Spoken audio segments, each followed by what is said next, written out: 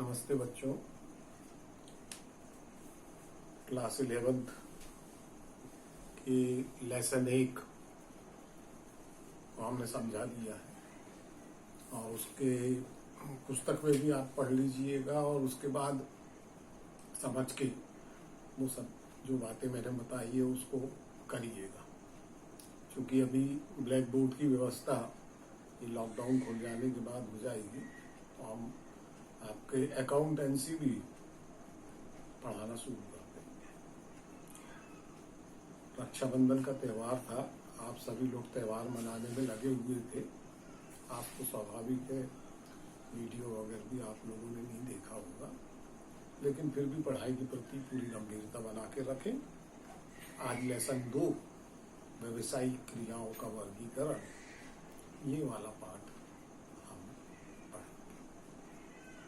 देखो बेटा, व्यवसाय शब्द जो है ये एक ऐसा शब्द है, बिजनेस,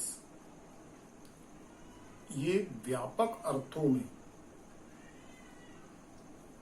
देखा जाए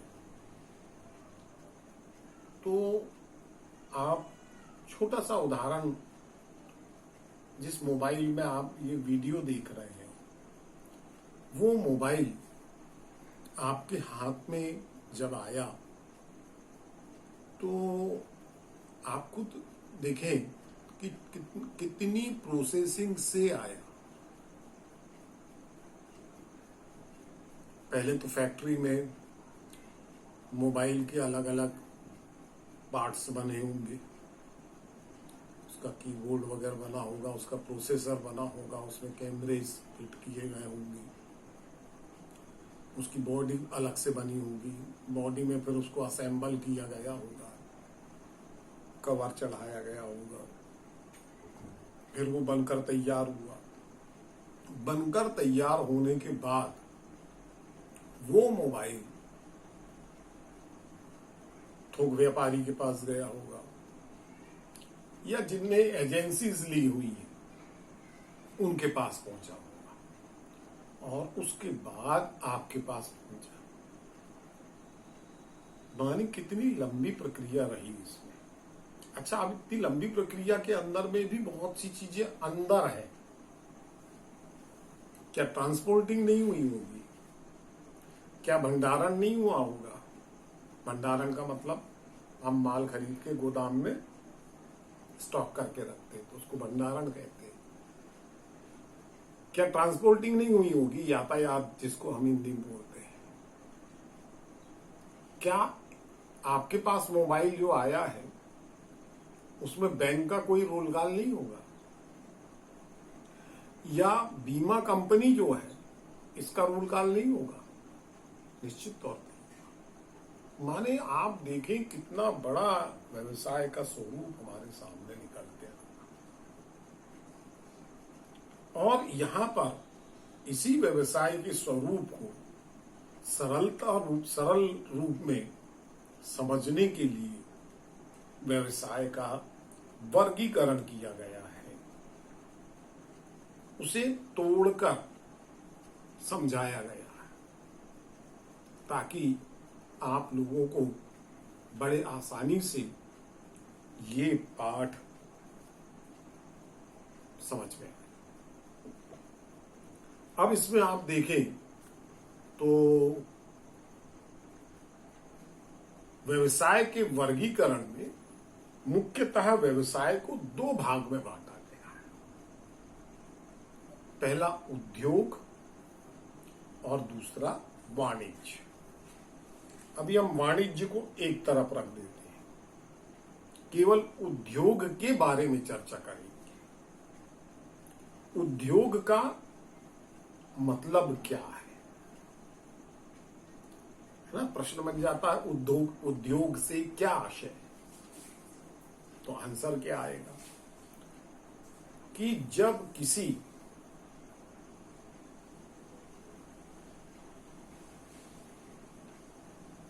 कारखाने में या स्थान में कच्चे माल के रूप, रंग, आकार, प्रकार में परिवर्तन करके उसे सामान्य जन के लिए उपयोगी बनाया जाता है तो उसे हम उद्योग कहते हैं। माने एक वाक्य में देखें तो उपयोगिता का सृजन करना ही उद्योग कहलाता है। सरल उदाहरण से बताऊं मैं आपको, जंगल में लकड़ी है पड़ी हुई, उसकी कोई उपयोगिता नहीं, परंतु उसे ही कारपेंटर घर लेके आता है, काट छाट करता है और एक कुर्सी बना देता है। तो उसने कच्चे माल को उपयोगी माल में सर्जित कर दिया, माने उसकी उपयोगिता का सर्जन कर दिया। अब वही लकड़ी जो किसी काम की नहीं थी, अब वही लकड़ी के दाम मिलना शुरू हो जाएंगे।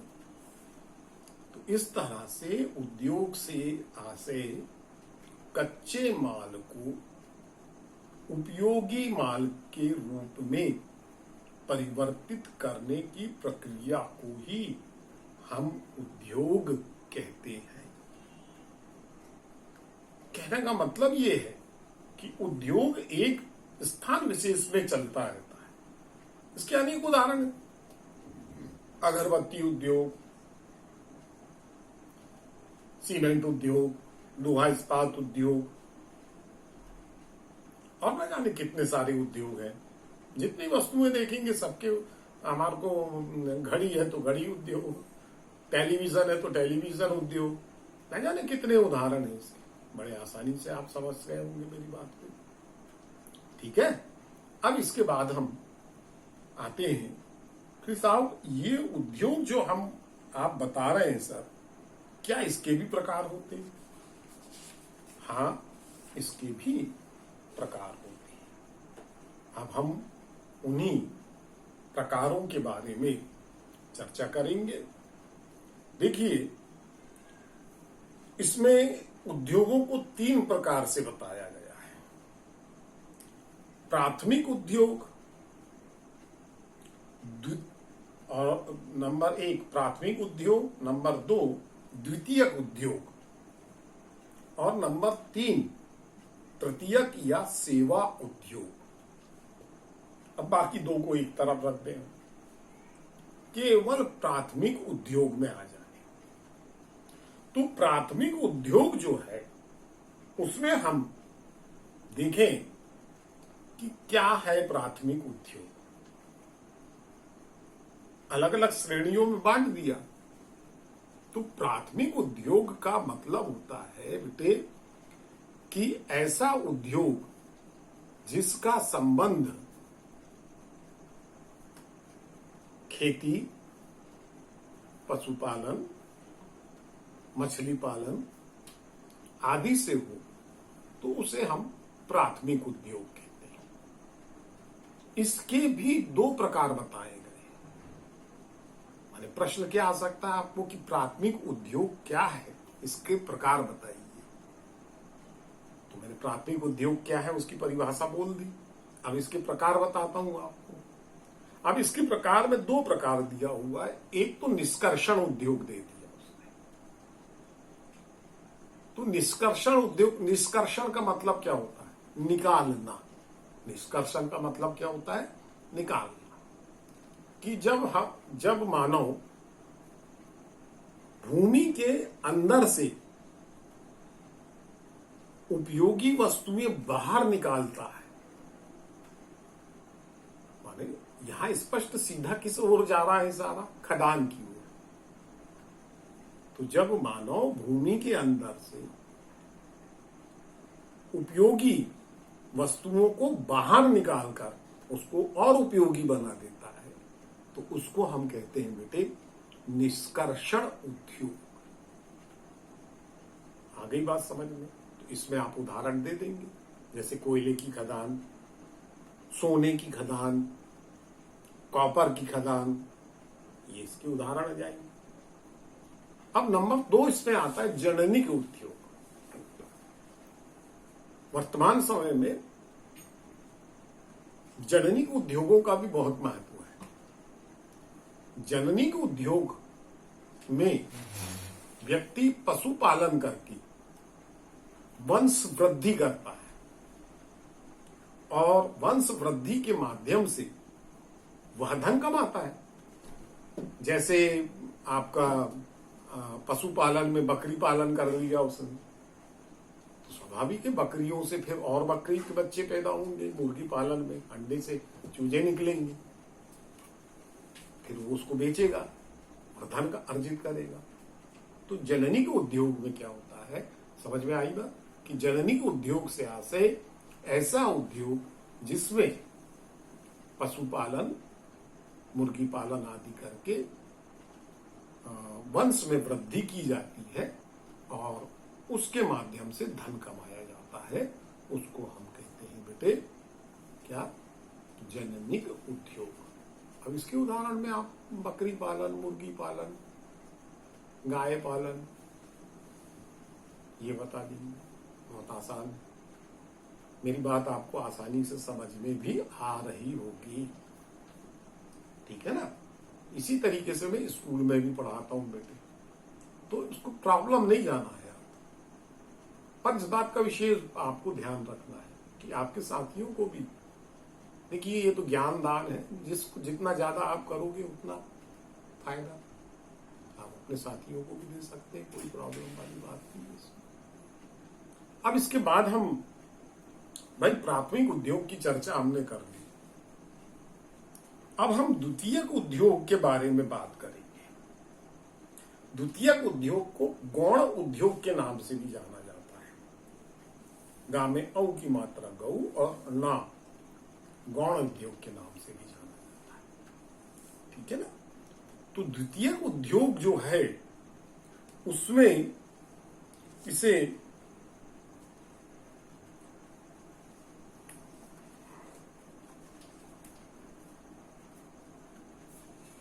ये बताया गया है कि प्राथमिक उद्योगों से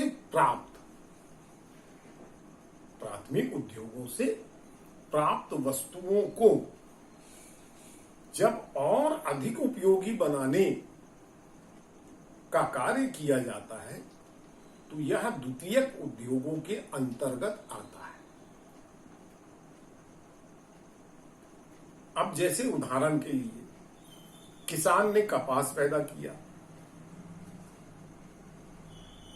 तो ये प्राथमिक उद्योग में आ गया।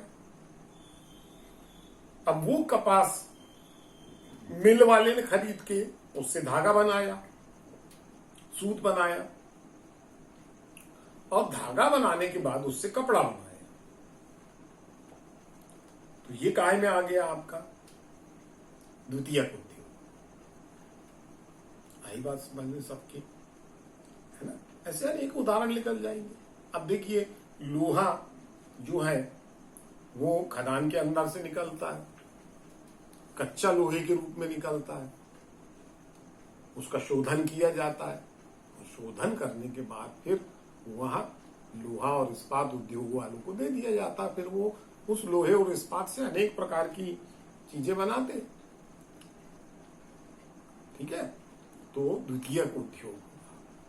अब द्वितीयक उद्योग के भी प्रकार दिए हुए हैं, 4 प्रकार दिए हुए हैं, आपकी पुस्तक में ज्यादा मिलेंगे और पढ़ेंगे तो आसानी से आपके समझ में भी आएगा। आधी मुसीबत तो मैं खुद ही आपकी यहां पर हल करते चल रहा हूं। अब देखिए इसमें पहला उद्योग जो आता है विश्लेषणात्मक उद्योग। क्या आता है?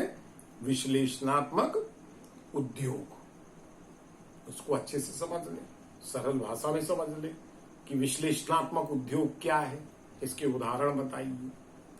तो विश्लेषणात्मक उद्योग में एक ही वस्तु से अनेक वस्तुएं बनाई जाती है, उस उद्योग को विश्लेषणात्मक उद्योग कहते हैं। जैसे उदाहरण के लिए भूमि के अंदर से हमने क्रूड ऑयल निकाला, माने कच्चा तेल निकाला, क्लास 10th में आपने इसको पढ़े भी हैं। और फिर उस क्रूड ऑयल से, क्रूड ऑयल माने कच्चा तेल होता है, उसको निकाला में, है ना, और पेट्रोलियम वगैरह जिससे बनते हैं, तो आपने 10th क्लास में पढ़ा भी होगा कि उसका संश्लेषण किया जाता है। उसका सबसे अच्छा रूप जो है वो पेट्रोल के रूप में आता है, फिर उसके बाद डीजल आ जाता है, फिर उसके बाद मिट्टी का तेल आ जाता है, फिर ऑयल आ जाता है, और उसके सबसे आखिरी में दामन आता है, तारकोल जिसको कहते हैं। माने चीज तो एक ही हुई, लेकिन उसका विश्लेषण करके या संश्लेषण करके एक ही वस्तु से अनेक प्रोडक्ट प्राप्त किए। ठीक है, इसको हम विश्लेषणात्मक उद्योग कहते हैं। नंबर 2, एकत्रीकरण उद्योग। एकत्रीकरण उद्योग में अलग अलग कलपुर्जों को एकत्रित कर उन्हें आपस में असेंबल या जोड़कर जब वस्तु का निर्माण किया जाता है तो उसे हम एकत्रीकरण उद्योग कहते हैं। ठीक है ना, जैसे साइकिल, उसका हैंडल अलग है, पहिए अलग है ना, उसका चेसिस जो है, बॉडी अलग है, सीट अलग है, कैरियर अलग है। मोटरसाइकिल में भी यही होता है, उसके अलग अलग पार्ट्स आते हैं, फिर उसको एक जगह पर असेंबल किया जाता है, तब वो चीज बनकर तैयार होती है। सबके समझ में आई होगी बात। इसमें उदाहरण में टेलीविजन, मोबाइल, साइकिल, मोटरसाइकिल आदि आ जाएंगे। इसके बाद आता है संश्लेषण उद्योग। संश्लेषण उद्योग का मतलब होता है ऐसा उद्योग जिसमें 2 या 3 प्रकार की कच्चे माल को मिलाकर एक नया निर्मित माल बनाया जाता है, उसे हम संश्लेषक उद्योग कहते हैं।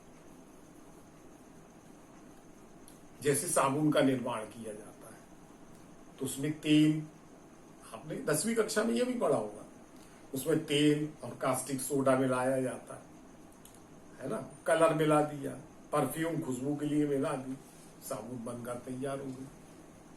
तो 2-3 चीजें मिलाकर बनाई गई ना। दवाई उद्योग इसके अंतर्गत आ जाएगा। इतना आपके बहुत अच्छे से समझ में आया हो। ठीक है, तो आज इतना ही बहुत है। आशा करता हूं कि इसमें आपको प्रश्नों के उत्तर भी मिल गए होंगे और आप वीडियो देखकर इन प्रश्नों के उत्तर तैयार कर लेंगे, ये मुझे पूरा आप पर विश्वास है। धन्यवाद।